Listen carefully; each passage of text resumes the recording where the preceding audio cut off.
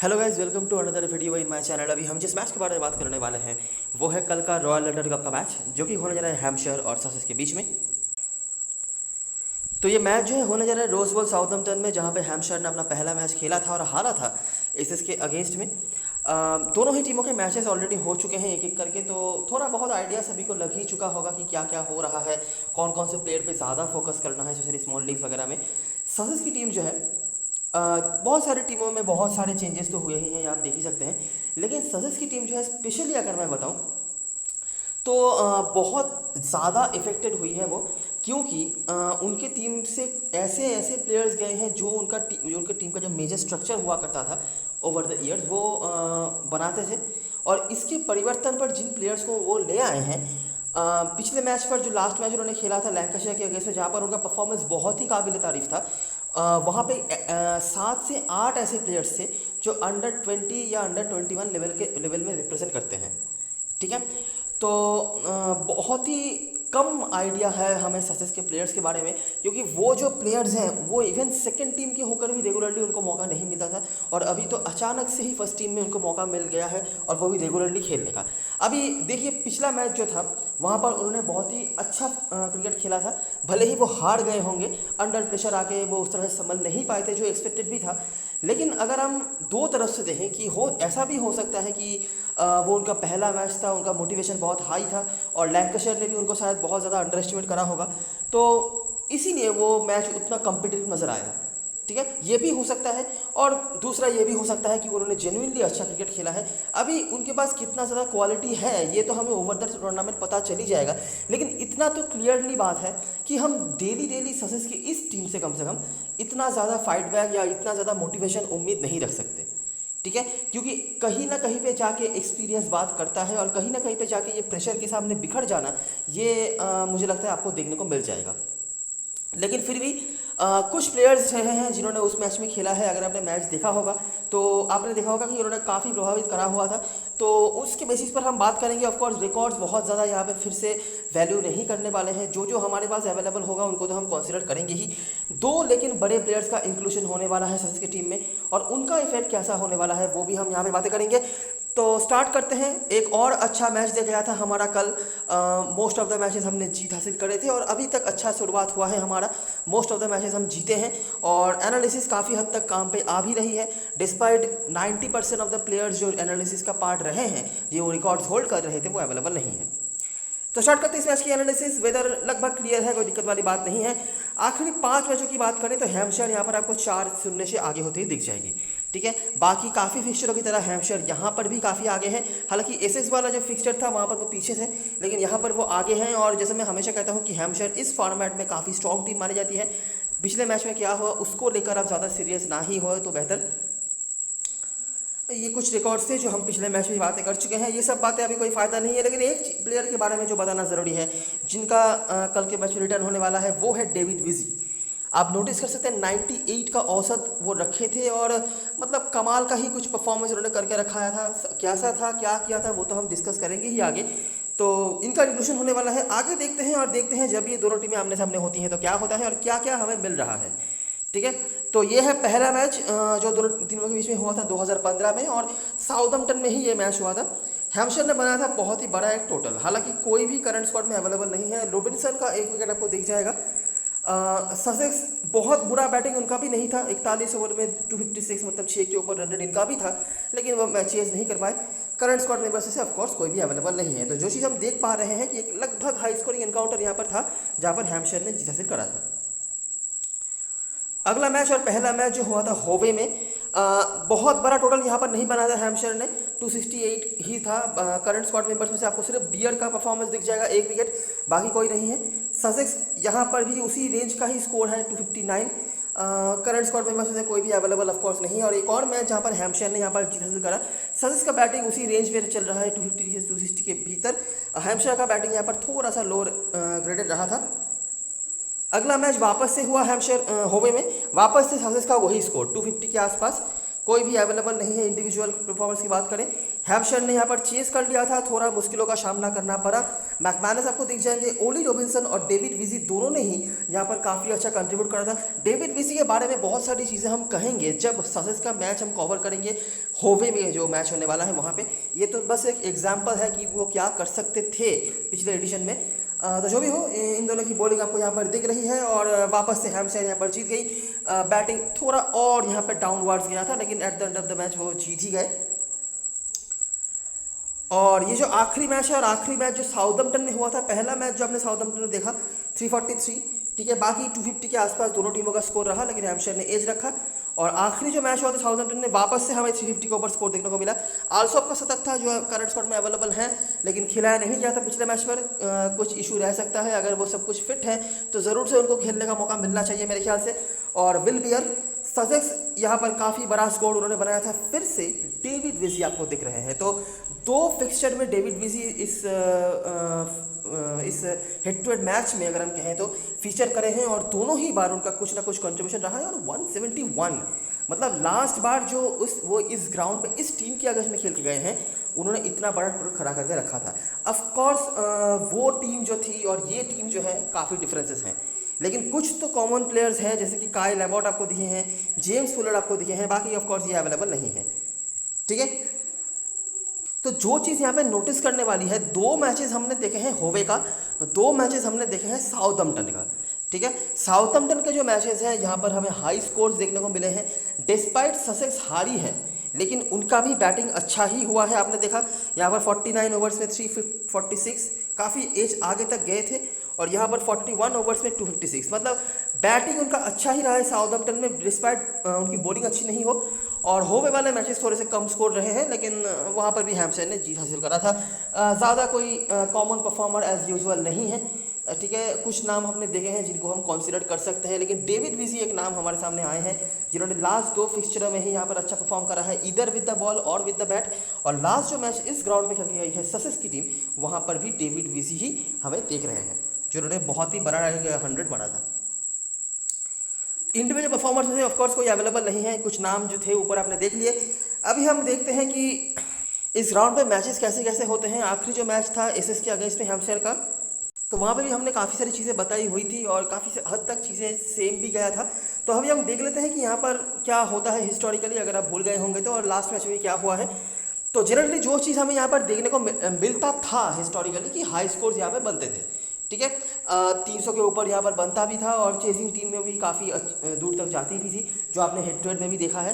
Pacers का upper hand होता है, कुछ प्लेयर्स रहे हैं हिस्टोरिकली जैसे कि लियम डॉसन, जेम्स विंस, और करंट स्क्वाड मेंबर में से Kyle Abbott with the ball आपको दिख जाते हैं जो अच्छा परफॉर्म करते हैं। तो अभी देखते हैं कि क्या होता है यहाँ पर। अगर हम नोटिस करें तो देखिए 301 रन यहाँ पे बना था, पेसर्स का अपर हैंड था, मिडिल से चेज नहीं कर पाई थी। काइल एबॉट आपको दिख जाएंगे, और कोई अवेलेबल नहीं है। उसके बाद ग्लॉस्टरशायर का कैसे मैच था, 331 बनाया था। ऑफ कोर्स कोई अवेलेबल तो नहीं है करंट स्क्वाड में, लेकिन काफ़ी बड़े बड़े शतक यहाँ पर लगाए हुए हैं जेम्स विंस ने, जो हमने उस वीडियो में बताया हुआ था। ग्लॉस्टरशायर चेज नहीं कर पाई, आपको काइल एबॉट वापस से दिख जाएंगे, और कोई अवेलेबल नहीं है। उसके बाद ये जो लास्ट हेड टू हेड था, यहाँ पर भी काइल एबॉट का 3 विकेट था। तो काइल एबॉट यहाँ पे काफ़ी अच्छा रिकॉर्ड होल्ड करते हुए हमें दिखे हैं। हालांकि आखिरी मैच पर बहुत ज़्यादा ही खराब क्रिकेट खेला था हैम्पशायर ने, कैचेस वगैरह मिस हुए थे, इसीलिए एक ही विकेट मिला था काइल एबॉट को, नहीं तो वहाँ पे भी कम से कम 2 विकेट तो उनके हाथ में आ ही सकता था। लेकिन जो भी हो, ये था। और आखिरी जो मैच हुआ था पिछले सीजन का, वहाँ पर रन थोड़ा सा कम ही बना था, 241। यहाँ पर शायद एबॉट खेले नहीं थे, या फिर उनका कोई परफॉर्मेंस नहीं था, हैम्पशायर ने चेस कर लिया था ईजीली। तो ये है पिछले एडिशन के कुछ मैचेस, जहाँ पर आप majority of the times high score देख रहे हैं। छोटा मोटा टोटल यहाँ पर उतना इफेक्टिव नहीं होता था। यह आखिरी मैच जो था ये सेमीफाइनल था एक तो, और दूसरी बात इस सीज़न का आखिरी मैच भी था, तो पिच में कुछ चेंजेस हुए होंगे, लेकिन ओवरऑल यहाँ पे हम हाई स्कोर्स देखते हैं, स्पेशली बैटिंग फर्स्ट में।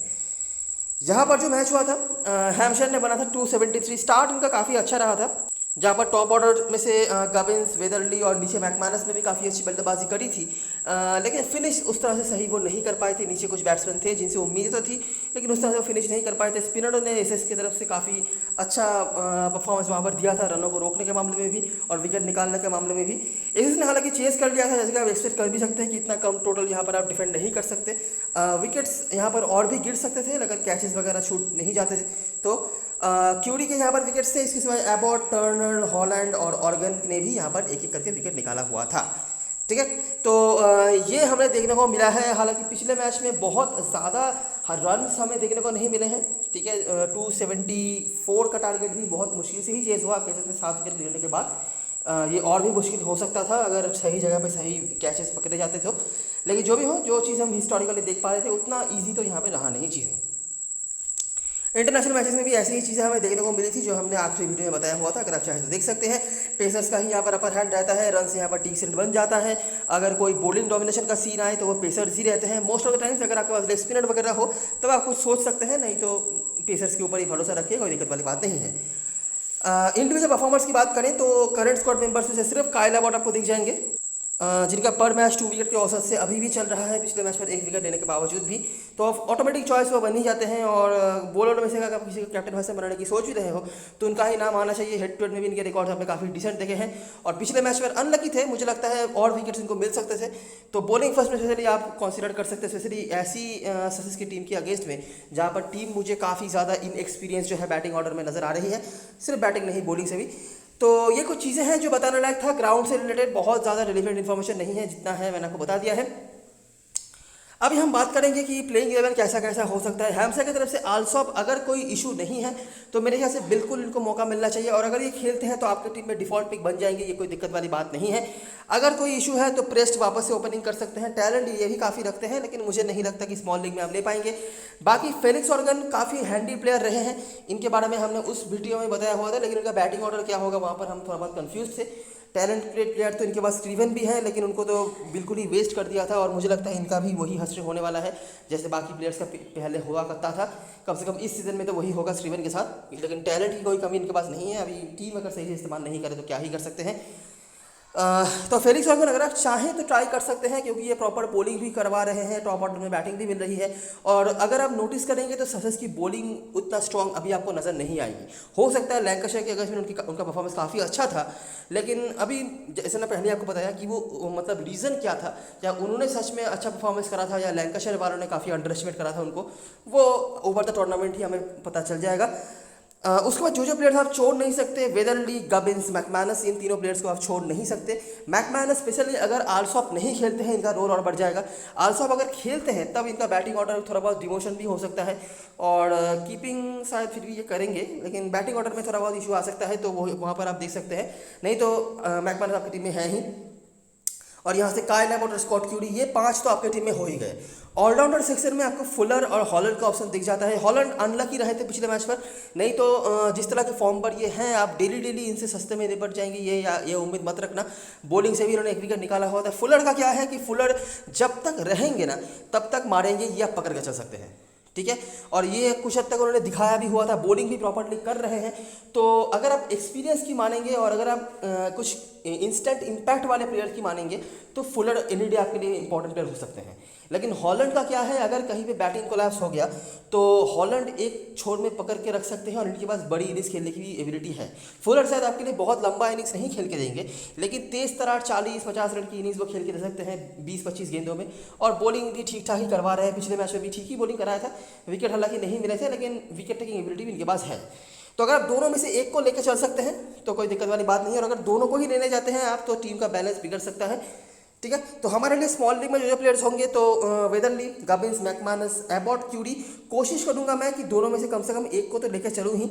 और ऑर्गन का ऑप्शन रहता है बड़ी लीग के लिए, छोटी लीग में मुझे नहीं लगता कि आप इनिशियली इतना रिस्क लेना चाहेंगे। सच तरह से बात करें तो जो प्लेयर्स ऑलरेडी आपके टीम में ऑटोमेटिकली जिनको कुछ भी नहीं पता है जो आ जाएंगे वो है ट्रेविस हेड, ठीक है। पिछले मैच पर काफ़ी अच्छी बल्लेबाजी उन्होंने करी थी, और इस टीम में सबसे एक्सपीरियंस प्लेयर यही है, चाहे आप इंटरनेशनली बात करिए, डोमेस्टिक लेवल में बात करिए। पिछले मैच पर हेनेस तो कैप्टन थे ऑन पेपर, लेकिन कैप्टनसी का काफ़ी काम अकेले ही ट्रेविस हेड कर रहे थे। बॉलिंग भी कराया था इन्होंने, विकेट नहीं मिला था, तो प्रॉपर ऑलराउंडर की तरह आपके लिए काम पे आ सकते हैं, ठीक है। अभी देखना पड़ेगा कि किस तरह से क्या वो कर पाते हैं, क्योंकि बहुत अच्छा फॉर्म ये ब्रिंग नहीं कर रहे थे ओवर द सीजन। टीम में तो 100% आपके टीम में होंगे, और ऑफकोर्स कैप्टन बास्केट में से मटेरियल भी हो जाते हैं अगर आप नाम के पीछे जाना चाहते हो तो। और दूसरे जो प्लेयर आपकी टीम में ज़रूर से हो जाएंगे वो हैं डेविड विजी। डेविड विजी खेलेंगे तो पक्का है, लेकिन किसके जगह पे खेलेंगे यही थोड़ा देखना पड़ेगा।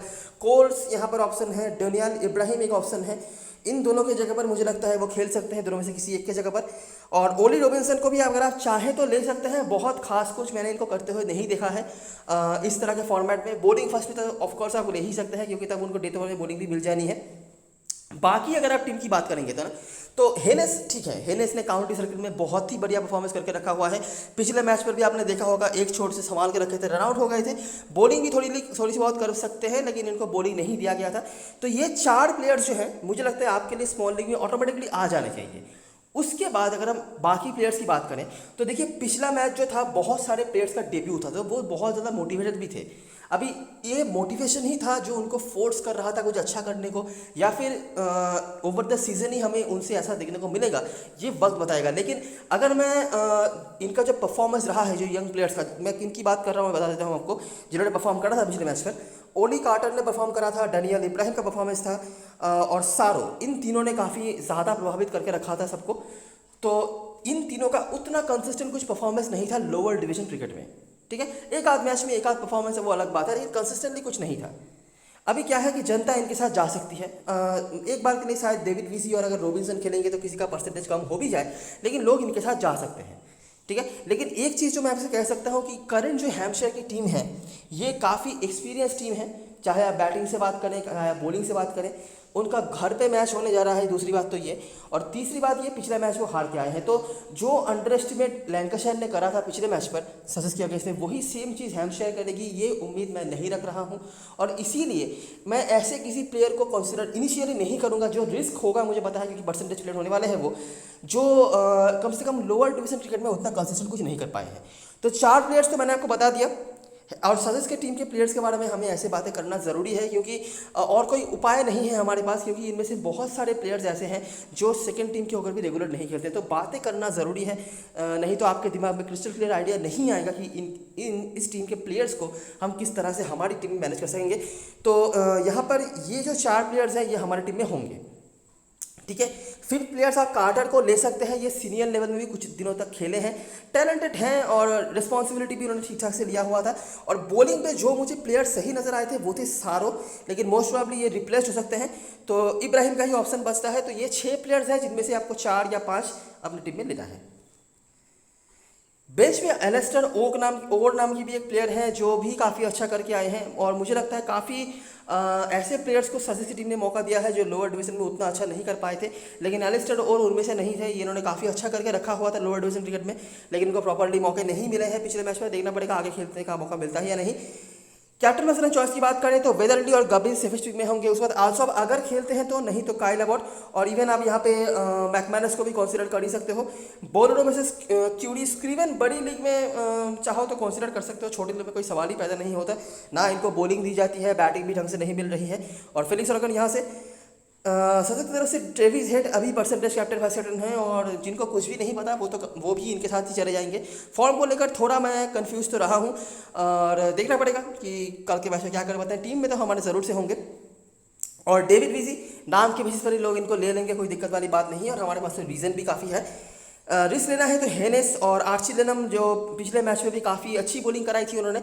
विकेट्स की मैं बात ज़्यादा नहीं करूँगा, क्योंकि जो विकेट्स उनको मिले थे वहाँ पर उनका कितना क्रेडिट था और कितना ज़्यादा क्रेडिट बल्लेबाजों ने उनको दिया था, वो अगर आपने मैच देखा होगा पता होगा। लेकिन स्टैटिस्टिक्स बात करता है, और स्टैटिस्टिक्स यही बात कर रहा है कि लेनम ने 4 विकेट निकाला हुआ था। उसके बाद ओली रॉबिन्सन, ये भी मेरे ख्याल से सबकी टीम में हो ही जाएंगे, क्योंकि नाम के बेसिस पर लोग लेंगे क्योंकि इनको, और एकमात्र एक्सपीरियंस बॉलर यही होने वाले हैं। तो आप उम्मीद रख सकते हैं कि majority of the critical overs में इनको ही, क्रिटिकल सिचुएशंस में इनको ही ओवर्स मिलने वाले हैं। और उसके बाद इब्राहिम और सारो में से कोई है। तो मैंने यहाँ पर इस तरह का एक स्ट्रक्चर बनाया है। यहाँ पे देखिए काफ़ी सारे परसेंटेज प्लेयर हैं जिनको मैंने नहीं लिया है, उनके जगह पर डेविड वीजी और रॉबिन्सन को लिया है। आपको पता ही होगा कि अगर लोग इनको खेलते हुए दिखेंगे तो ऑटोमेटिकली इनका परसेंटेज जो है बढ़ जाएगा। ये कॉम्बिनेशन काम पे आ सकता है अगर हैम्पशायर पहले बैटिंग करती है तो, ठीक है। हमने 3 प्रॉपर बैट्समैन रख लिए हैं। फिनिशिंग के लिए फुलर को रख लिया है, फुलर या हॉलैंड में से किसी एक को आप रख सकते हैं। बाकी 2 मेन पेसर्स भी हमने रख लिया है, और बॉलिंग कर रही है पहले ससेक्स की टीम, तो इसीलिए हमने 2 मेन जो डेथ ओवर के बॉलर्स हो सकते हैं उनको रखा है। इब्राहिम के जगह पर आप आर्ची लेनम को भी ले सकते हैं। लेनम भी काफ़ी अच्छी बैटिंग कर लेते हैं, अंडर एस्टिमेट करने वाली कोई बात नहीं है। लेकिन इब्राहिम ने बेटर खेला था पिछले मैच में, जहाँ से एक क्रिटिकल सिचुएशन से बैटिंग भी अच्छी करी, बॉलिंग भी डिसेंट उन्होंने कराया था, विकेट भी निकाला था। तो इसीलिए मैंने इब्राहिम को लिया है। बाकी आप किसी को भी ले सकते हैं, लेनहम या इब्राहिम में से किसी को भी।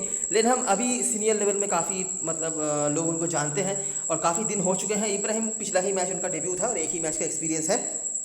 और यहाँ से हेनेस और ट्रेविस हेड, हेनेस को भी लोग थोड़ा बहुत अंडर एस्टिमेट कर सकते हैं, लेकिन हेनेस जितना भी प्लेयर आप देख रहे हैं सन्स की टीम में खेलते हुए, काउंटी सर्किट में सबसे बेटर फॉर्म पर यही थे। 700 750 के ऊपर रन उन्होंने बना के रखा है। और ऐसे ही मतलब टीम में ट्रेविस हेड, डेविड वीजी के रहने के बाद, डिविल बियर जैसे एक्सपीरियंस प्लेयर के रहने के बावजूद भी इनको कैप्टनसी नहीं दिया गया है। देयर इज ए रीज़न, ठीक है। तो हेनेस को अंडर एस्टिमेट मत करना। मेरे हर टीम में आपको दिख जाएगा, चाहे वो 0 करें या 100 करें। यहाँ पर अगर आलसॉप खेलते हैं तो आलसॉप को मैनेज करना है, ठीक है। कैसे करेंगे आप कर सकते हैं कि फुलर को रख के या फुलर के जगह पर भी आप आलसॉप को ले सकते हैं। और यहाँ पर एक्स्ट्रा जो मैं प्लेयर ले रहा था 5वां प्लेयर, उनके जगह पर भी आप आलसॉप को ले सकते हैं। लेकिन आलसॉप को मैं छोड़ने का सजेशन नहीं दूंगा। एक देखिए वो हिट और मिस रहे हैं, कंप्लीटली हिट और मिस टाइप प्लेयर रहे हैं इस ग्राउंड पे, लेकिन जिस दिन गए हैं वो बहुत लंबा खींचे हैं, ये मैंने पहले भी बताया हुआ है। और दूसरी बात यह है कि बॉलिंग जो है थोड़ा सा यहाँ पे हल्का हुआ है सन्स की टीम में, ठीक है। डेविड वीजी को आप प्रॉपर बॉलर नहीं कह सकते, डेथ ओवर में अलग बात है। ओली रॉबिन्सन आप कह सकते हैं कि चलिए थोड़ा बहुत एक्सपीरियंस ब्रिंग करेंगे, लेकिन उसके अलावा कौन, उसके अलावा जितने भी बॉलर्स थे ये पिछले मैच में खेले थे वो सारे ही इनएक्सपीरियंस रहे हैं। अभी लैंकाशायर के अगेंस्ट में ऑफकोर्स अच्छा परफॉर्मेंस था, लेकिन अभी देखना पड़ेगा कि यही चीज़ वो ओवर द सीजन ब्रिंग कर पाते हैं या नहीं, ठीक है। कैप्टन फर्स्ट इलेवन चॉइस की बात करें तो ट्रेविस हेड के साथ आप जा सकते हैं, क्योंकि ये प्रॉपर्ली बॉलिंग भी आपके लिए प्रोवाइड करवा देंगे। हालांकि बैटिंग को लेकर मुझे थोड़ा सा डाउट तो रहा ही है, और हैम्पशायर की बॉलिंग जो है उतना बुरा रहा नहीं है। अगर आपने नोटिस करा होगा पिछले मैच में काइल एबॉट तो है ही, स्कॉट क्यूरी भी बहुत ही बढ़िया फॉर्म पर चल रहे हैं। इसके अलावा भी जो अदर बॉलर्स हैं उन्होंने भी ठीक ठाक काम करके रखा हुआ था, तो इसीलिए थोड़ा सा डाउटफुल तो मैं हूँ। बाकी अगर आप चाहते हैं बिल्कुल जा सकते हैं। इसके अलावा आपके पास वेदरली और गबिस जैसे ऑप्शंस भी अवेलेबल होंगे, टीम में सबके होंगे, लेकिन शायद कोई कैप्टन फर्स्ट इलेवन के बारे में नहीं सोचे। गबिस ने बॉलिंग भी कराई हुई थी। रिकॉर्ड्स इनके बहुत ज़्यादा नहीं है, 2 मैचेस मेरे को मिले हैं जिन्होंने खेला हुआ है सन्स के अगेंस्ट में, जब वो मिडिल के होकर खेलते थे। रन उनका रहा है, एक में काफ़ी बड़ा वाला और एक में ठीक ठाक सा रन। तो गबिस भी ऑटोमेटिकली एक चॉइस बने रहते हैं, अगर आप चाहें तो कंसिडर कर सकते हैं, ठीक है। तो ये रही सारी चीज़ें। अगर हैम्पशायर पहले बॉलिंग कराती है ना, तो आप यहाँ पे एबॉट के साथ भी जा सकते हैं कैप्टनसी के लिए, क्योंकि इनके रिकॉर्ड्स काफ़ी अच्छे रहे हैं। और मुझे नहीं लगता कि डेली हैम्पशायर की टीम कैचेस मिस करेगी, और डेली अनलकी रहेंगे काइल एबॉट, ठीक है। इवन क्यूरी का भी ऑप्शन रहता है, तो ये कॉम्बिनेशन भी आप ट्राई कर सकते हैं बॉलिंग फर्स्ट में। तो ये रही सारी चीज़ें और सारी एनालिसिस। वीडियो अगर पसंद आया हो तो लाइक ज़रूर करना, सब्सक्राइब करना चैनल को, टेलीग्राम चैनल पे ज़रूर ज्वाइन हो जाना, क्योंकि इस मैच की फाइनल्स जितने भी अपडेट्स वगैरह आने वाले हैं वो आपको वही मिलने वाले हैं। तब तक के लिए best luck for this match and good bye for now.